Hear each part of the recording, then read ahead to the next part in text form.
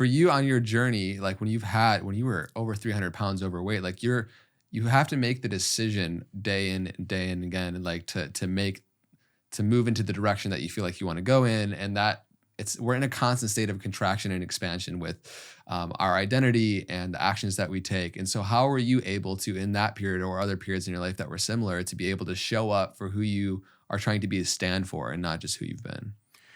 Yeah, it's a big one. I mean, with the weight loss, I always say I didn't lose 130 pounds. I lost 1 pound 130 times, right? So I really try to subscribe as much as possible. And just for the record, for everybody listening, if I can do all the stuff I'm talking about in this podcast 70% of the time, I'm living life beautifully, right? This is not something where you're supposed to have it done 100% of the time. So don't set yourself up for unrealistic expectations, especially right away. But I try to subscribe as much as possible to what I call JFT productivity. And JFT is just for today. Tomorrow's none of my fucking business. I have no idea what's happening tomorrow, and that's back to the arrogance to think I would.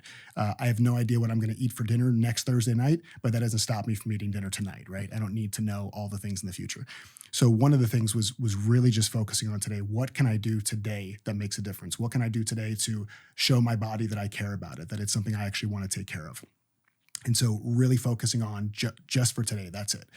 The other thing, and this is more if you're working on something that's kind of mission-based or you're building a company or whatever it is that I dated this woman years and years ago who was a major animal lover. And anytime the circus would come in town, she would go out front and protest the circus. She was the one handing out the pamphlets and saying, the elephants are being mistreated. Don't take your family here. And then, of course, inevitably, there'd be somebody walking by with their kids. Get an effing job. What the hell is wrong with you? Leave us alone. And she would come home and tell me about this stuff. And I'm like, God, that sounds terrible. How did you deal with that? It's like, I would feel horrible. I'd like crawl into a ball and cry.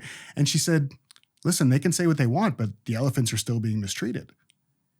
And something about that really stuck with me. And a few years ago, that story came back up in my head. And I realized the moment I shifted from being a coach or a speaker or an author to being an activist, my entire mindset changed. Because as an activist, I don't have time to worry about what people will think about me. I don't have time to worry about if that Facebook Live had the right perfect lighting, or that message was perfectly coherent, or what if somebody disagrees with me, or what if my family sees it and they don't agree, or what if my ex-coworkers see it and say, oh, you were an IT guy and now you're some spiritual guru. If you're an activist, you don't have time for that. Yeah. So my activism for me, and I would invite everybody that's listening to this to do this, is think about this statement. I want to leave everybody I meet with at least 5% more or less of X.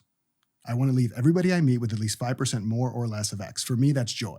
Mm-hmm. So my one-line life and business plan is I want to leave everybody I meet with at least 5% more joy / 5% less suffering than when I found them, right? Mm-hmm. So when I have that as my activism, I am an activist for joy. I don't have time for the bullshit that distracts me from my mission. Yeah. And so for anybody watching this who's like, oh man, it's, I'm a coach and it's really hard, or I'm a speaker and it's really hard, or I'm an entrepreneur and it's really hard, change that noun. You're none of those things anymore. You're an